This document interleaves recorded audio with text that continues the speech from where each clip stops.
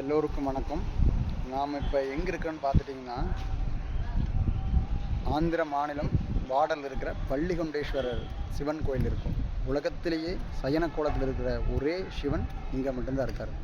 இது வரலாறு பார்த்துட்டிங்கன்னா, பார்க்கடலை கடையும் போது வந்த ஆழகால விஷத்தை சிவபெருமான் அந்த விஷம் உலகில் இருக்கிற மக்களுக்கும் உயிரினங்களுக்கும் தீங்கு விளைவிக்கும் என்ற காரணத்தினால அது சிவனே விழுங்குகிறார். அந்த ஆழகால விஷமானது அவரோட உடம்பை பாதிக்காத வண்ணம் பார்வதி தேவி அவங்க கழுத்தில் கை வைக்கிறாங்க, கீழே இறங்காதக்காக. அப்படி இருக்கிற சூழ்நிலையில் அந்த ஆழகால விஷம் கழுத்திலேயே தங்கிக்குது. அங்கிருந்து பார்க்கடல்லேருந்து கைலாயத்தை நோக்கி புறப்படும் போது இந்த ஆந்திர மாநிலம் சித்தூர் மாவட்டம் சுருட்டப்பள்ளிங்கிற இடத்துல இங்கே கிராஸ் ஆகும்போது அவருக்கு அவர் உடல்நிலையில் சற்று தடுமாற்றம் ஏற்படுது.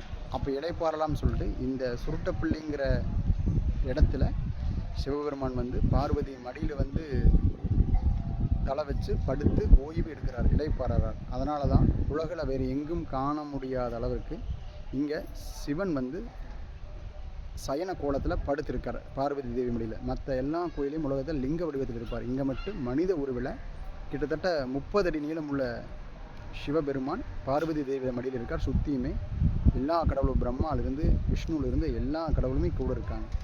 அப்படிப்பட்ட இந்த சிறப்பு வாய்ந்த தலத்தில் வணங்குவதால் நோய் அற்ற வாழ்வு வாழலாம்னு சொல்லி இந்த புராணம் ஐதீகம் சொல்லுது. இந்த வரலாறு, இந்த சர்ஜரி ஆப்ரேஷன் அந்த மாதிரி பண்ணுறவங்களுக்கெல்லாம் இங்கே கும்பிட்டு போனால் அதிலிருந்து விடுதலை அப்படின்னு சொல்கிறாங்க. அதனால் முடிஞ்சளவுக்கு மனித வாழ்வில் பிறந்த இந்துக்களாகிய நாம் ஏதோ ஒரு முறையாச்சும் இத்திருத்தலத்துக்கு நோயற்ற வாழ்வு வாழ வேண்டும் என்ற நல்ல நோக்கத்திற்காக இந்த பதிவு சொல்லியிருக்கோம். நம்ம பைரவ பக்தர்கள் கட்டாயமாக ஏதோ ஒரு நாள் இந்த தலத்தில் வணங்கி நோயற்ற வாழ்வு வாழ சொல்கிறோம். வாங்க இந்த தலத்தை